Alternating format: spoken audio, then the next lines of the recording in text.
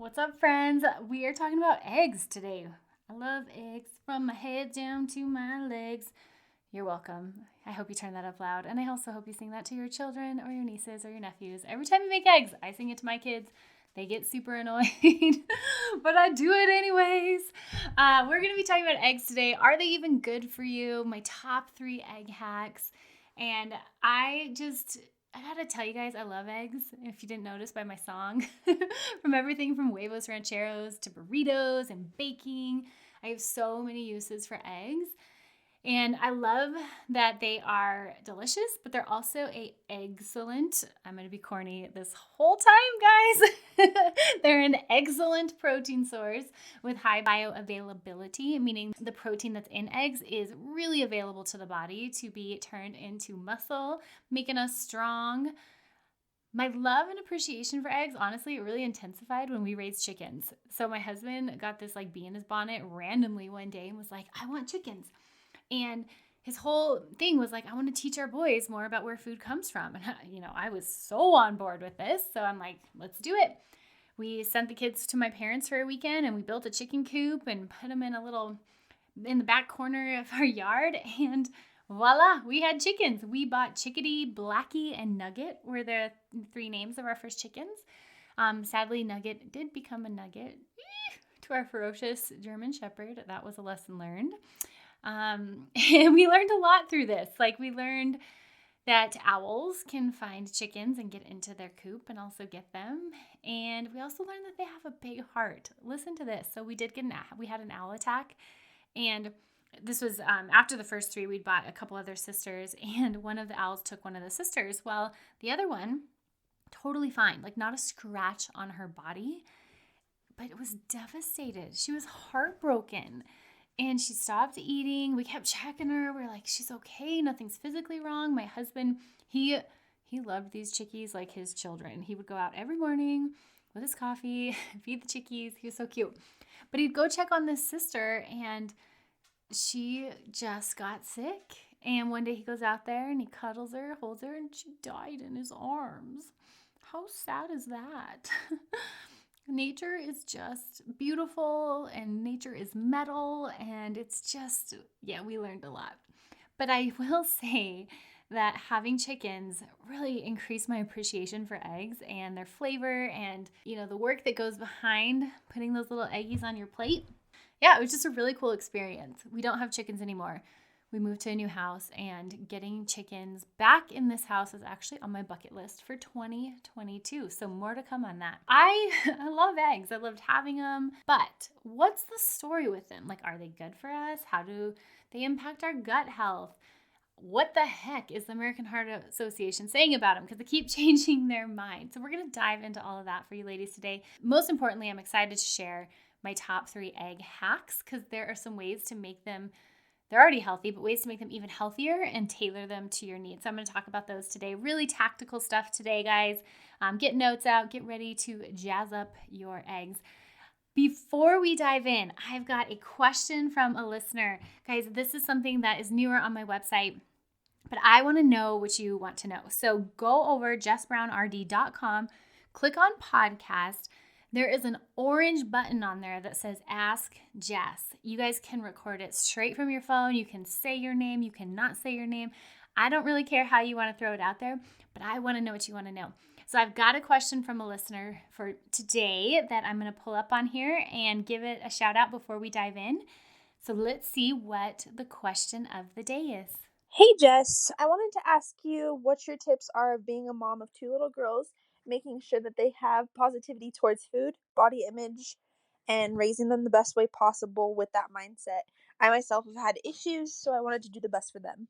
Hi, friend. Thank you so much for this question. I want to thank you for submitting it, but mostly thank you on behalf of the next generation of women who need women like you to ask these questions and be the light. So just the fact that you're considering this and wanting to know how to be the best example for your girls, I already have so much faith in you and know that you are a light. Keep it up. But here's a couple tactical tools that you can take to ensure that you're leading your girls down this path of body positivity and having a healthy relationship with food. So number one is this idea of body acceptance and really demonstrating that all bodies are good bodies. I always use the analogy of dogs. Like I have a Yorkie who's a 3-pound Yorkie, and I have a German Shepherd who is massive and big and fierce and sheds a lot. And they're both dogs, but they're in completely different bodies. And I love them for exactly the kind of dog that they are. Humans are just like this.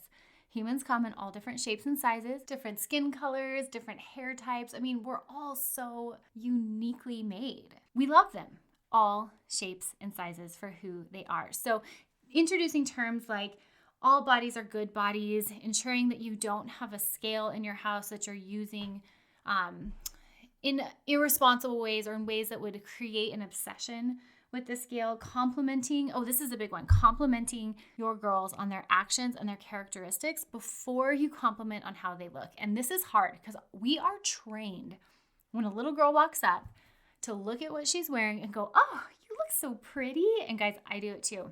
It's hard not to. I mean, they look so cute when they have like tutus and bows on. But this is something we're doing.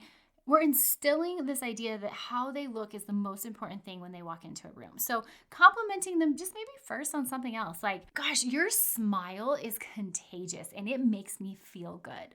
Your laugh is something that I can hear so far away and makes other people want to laugh. You have a really good sense of humor. I notice your leadership skills. Like, let's get really granular on the things that make them who they are. And then we can say, oh, and I really like your bow. Oh, and your dress looks really pretty. Because of course, I'm so girly. Like we like that stuff, but let's not make it the focus. Okay, so that's number one, demonstrate body acceptance. Honestly, I could do a whole podcast on that. Maybe I will. And then number two is do the work yourself, and where you struggle, know that you're human and that's okay to talk about. I have worked in the clinical setting with eating disorders for over a decade, and the teenagers that I see struggling with food and body acceptance, they pick up on a lot of it from the parents. And those parents are no different than any other parents, because I think it's safe to say most women struggle with this. The difference is they tried to hide it, or they didn't want to talk about it, or they didn't do the work themselves. They're struggling because they see their parents struggle. And instead of their parents talking to them honestly and openly about it, they just take on some of those disordered behaviors, or they try to rebound and do the opposite of what their parent does. So if you're a parent and you've struggled with this, I want you to know you're not alone. 98% of women struggle with this stuff. Let's just talk about it. Talk about it with your daughters. Let them know, hey, I've not been perfect on this, but here's what I have learned. And here's where I'm continuing to learn. And here's what I'm doing to take care of myself. They need to know you're human too, and that it's okay to have these conversations. So doing the work yourself, continuing to be a learner, which you are because you're here asking this question and you're listening to podcasts, you're learning and growing yourself, but then knowing that it's okay to admit that you don't have it all figured out. When I have a parent that has this open dialogue with their daughter, it's amazing what happens. Their daughter is able to feel safe in bringing her struggles, and then instead of internalizing any stuff she has with body and food, she talks about it with mom, and then they can work through it. And isn't that humanity at its best? Let's just take the things we struggle with and talk about them, because to think we're not going to struggle is crazy. We're going to. No one gets out of this life unscathed. I hate that, but it's true. So we just have to learn how to do it. Like Glennon Doyle says, we can do hard things. Keep up the good work, Mama. You're doing a great job. And I've got faith in you to lead these girls down a body positive path. And if and when they, for any reason, don't, they get tripped up, I know you're going to be able to have those hard conversations. So much love for this question. Thanks for asking it, and best of luck to you. What's up, food friends? Welcome back to the show. I am your host, Jess, and if you're new here, I'm so happy you are here. I am a body bully warrior, food freedom guru, nutrition nerd with a capital RD, get it, for registered dietitian. I am here to help you become an empowered eater. I'm dishing out nutrition fun with a side of science as we learn how to let go of guilt and that all or nothing mentality. I'm an eating disorder and insecurity-filled girl turned Energizer bunny who just has an insatiable appetite for life. I'm a speaker, founder, and certified eating disorder and sports nutrition specialist. I'm fueled by faith, delicious food, and lots of fun. I am in your corner cheering you on because I know you have this inner awesome, and we just need to fuel it right. We need to fuel it with the right food, the right mental thoughts, the right relationships. I'm here to fuel your awesome with the nutrition info that supports you, empowers you, mental strength training, and confidence that radiates regardless of your body shape. This show is for the woman who wants to eat healthy but doesn't quite know what that looks like. The girl who's trying to break up with diet culture because she finally realizes there is no such thing as a perfect body, but also kind of scared that if she lets that go, she's settling. The mama who's trying to take care of herself and feed a whole entire family all before running out the door at 7 a.m. The college grad trying to get her feet on the ground and wondering if being healthier or skinnier or prettier would help. And the superwoman out there who is absolutely crushing life but still feeling like it isn't enough. Oh, girls, the struggle is real. But you know you hold an inner awesome, and I know you know this because you're here. You downloaded this podcast, you're listening, you're tuning in. So if you're ready to be the healthiest version of yourself, here we go. Food freedom means food is just food, and you can channel that energy you used to use to obsess about food in your body, like all that, changing your outfit 100 times or weighing food over and over. Now we take that energy and we can channel it towards serving your purpose, your family, your work, your inner awesome. It's so crazy how there's this ripple effect when we allow ourselves to be the healthiest version of ourselves. Our family feels it, our work feels it. Girls, the world needs it. I'm stoked to be in your corner. Be sure to connect with me on Instagram at JessBrownRD or check out all my resources, JessBrownRD.com. All right, Superwoman, are you ready to channel that inner awesome? We're going to take it up to the next level. Grab a cup of coffee, lace up your running shoes. Let's dive into today's show.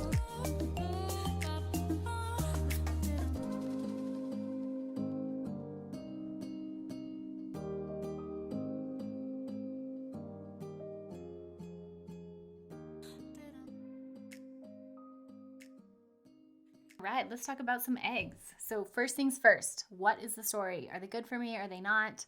What in the world? Guys, in the 1960s, the American Heart Association came out and said, you can't eat them.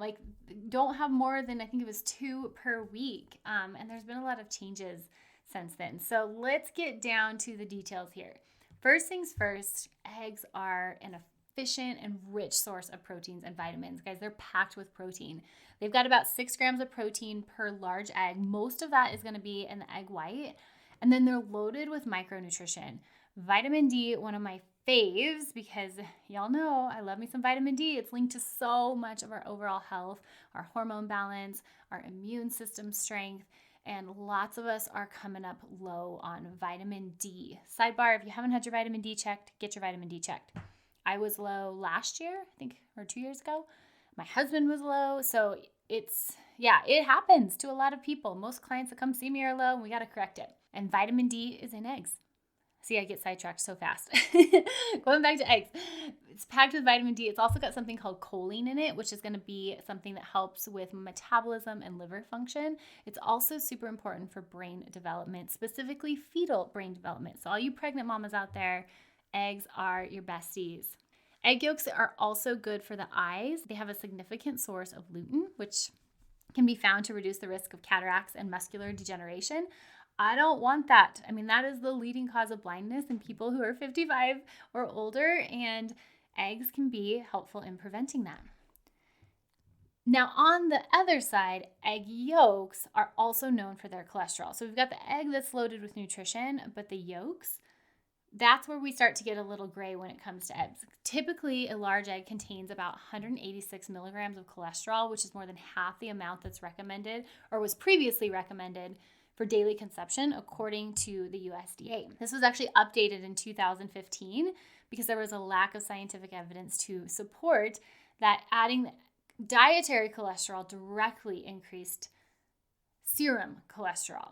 There were a couple landmark studies that came out. One of them was done on nearly 500,000 Chinese adults over 9 years, and they found that 1 egg per day actually led to lower risk of heart disease and stroke. And experts had to point out that these participants, though, were not following a Western diet. So we have to think within the context of the study.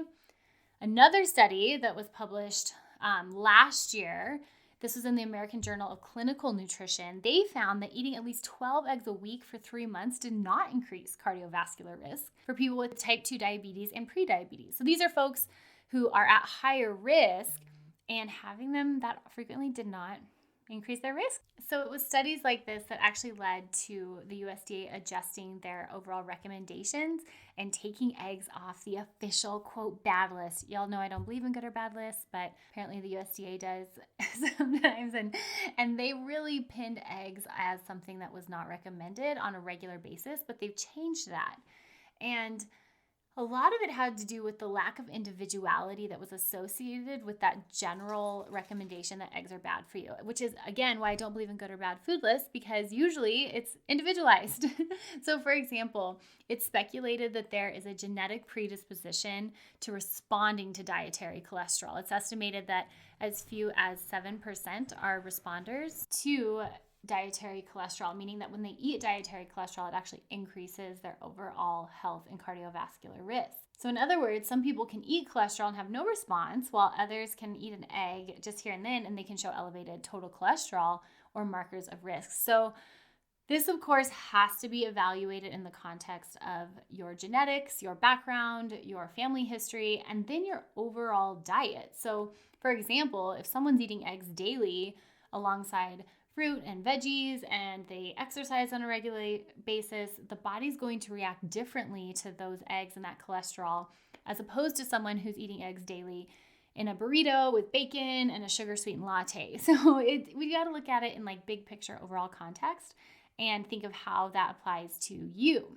All that being said, the American Heart Association has officially changed their recommendation from a couple of eggs a week down to 1 egg or 2 egg whites per day for people who eat them as a part of a healthy diet. I did read an article that they're actually debating this again, but as of right now, that's their stance on it.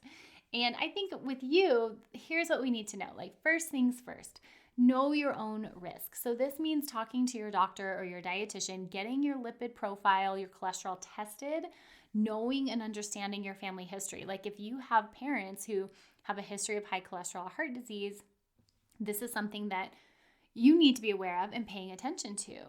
If you're someone who personally has a higher risk or has a history of elevated cholesterol, adding eggs daily may not be in your best interest. Having things like egg whites, or even better, having things like oatmeal with collagen protein powder and blueberries for breakfast as opposed to eggs at all, is going to be something that better serves you. So if you guys fall in this category, I still think that you can get something out of the next 3 tips because I've got little nutrition nuggets in with all of these recipes. So even if it may not apply to adding, you may not be able to add these tips to eggs, I know you can add them to other things. So for those of you that are egg lovers and looking for ways to fluff up your eggs, fancy up your eggs, just make them more nutrient dense, I'm so excited to share my top 3 favorite things to do with them. Because as I mentioned, I'm an egg lover, but I want to make sure I'm getting the most out of them. So number 1, my top egg tip is, y'all know I'm an advocate for protein. And if you've listened to any of my protein tips, I always say get at least 20 to 25 grams of protein at every single meal. Like that's the bare minimum. Considering eggs only have about 6 grams per egg, we've got to do some adjusting. So typically I recommend having 2 eggs plus 2 egg whites, or 2 eggs plus about a 1/3 cup of egg white if you're using a carton, because that's going to get us above that 20 gram threshold. It's really interesting, like if you're making scrambled eggs, even over easy eggs, just adding in those little bits of extra egg whites doesn't really change the flavor, but we double the protein that we're adding and we give our body what it needs to start the day off right. Number 2, add nutritional yeast. Nutritional yeast is a gold mine for flavor and nutrition. Guys, it's got this really cool umami flavor. I compare it to kind of like a cheese replacement. And it's something that I would test small and then add more as you get accustomed to it. And if you like it, most people I know are really weirded out by it at first. They're like, what is nutritional yeast? That sounds gross. Or they already have tried it and they know how delicious it is. But you add it in and it's surprisingly wonderful. And I don't think the name matches the flavor at all. It packs 8 grams of protein in just a 1/4 cup. That's a lot of protein. So adding This to our eggs is going to up our protein even more. On top of that, nutritional yeast is loaded with B vitamins, specifically the B12 vitamin, which any vegetarians or vegans out there, we need a little bit extra of that B12. So adding them to your eggs, although if you're a vegan, you're not eating eggs. So I guess that doesn't apply to you, but you can add it to your pasta or I don't know how it would taste on oatmeal. I've never tried that. I'm not sure those flavors would mix. Anywho, if you're a vegetarian, adding nutritional yeast to your eggs would be awesome. But if you've got a kid who's a vegan, and just knowing that nutritional yeast is loaded with B12 and it's a great food to add. All right, my third favorite egg fluff up is literally fluffy eggs, making something I call fluffy eggs. I've mentioned this before. My husband is the one who got into this, and eggs have never tasted the same or better. Like, I just can't eat anyone else's eggs. So here's what you do. You're going to get a pot. You're going to put a little bit of butter or spray or whichever you like on the pot and let it melt. Then you're going to crack your egg ratios on there. So whatever you're doing, the 2 eggs, 2 egg whites, however you're doing it, we'll crack that in the pot, and we're just going to take a spatula and we're going to stir it. Stir, stir, stir. We're going to do that for about 30 seconds. Then we're going to take the pot off the hot burner, and we're going to continue to stir for another 30 seconds. Then we're going to put it back on, 30 seconds on, 30 seconds off, on, off, on, off. And we'll do that until the eggs are thoroughly cooked. Now, as soon as they're looking cooked, we're going to take it off the hot burner, and we're going to throw like a large dollop of fat-free Greek yogurt in there and mix it up. Guys, what this does is it creates a really creamy consistency. The Greek yogurt and the dairy actually stop the eggs from continuing to cook and leaves them in this really delicious, fluffy egg space. I mean, it's so incredibly good. We make my son these eggs. We call them fluffy eggs. And when we go out to restaurants, he's always like, what's wrong with these eggs? Like, we've spoiled him with the fluffy eggs. It's a great way to eat eggs. It also adds extra protein because we're putting in some Greek yogurt. It's going to thin out some of the fat because we're actually filling it with some of that Greek yogurt. And it makes egg whites fluffy too. So if you're kind of wary of the egg white thing that I talked about at the beginning, this is a way to get them to feel a little bit more like scrambled eggs. Okay, who's hungry now? I'm going to actually go make myself some eggs right now. It's lunchtime.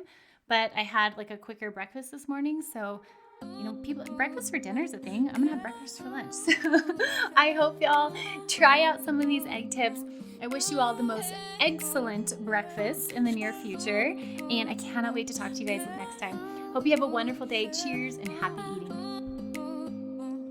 Thank you so much for joining me today. I hope it strengthened your food journey and empowered you to live boldly in your body. Real quick, sister, before you go, if you liked today's episode, the best way you can thank me is head on over to iTunes, Fuel Her Awesome Podcast, leave a review and subscribe. Then take a screenshot and share it on your social media. Don't forget to tag me at Jess Brown RD. And if you're looking for more resources, be sure to check out my website, jessbrownrd.com. I've got info on my e-course, Fuel Her Awesome Food Foundations, my 10-step ebook on how to beat body bullying, and so much more.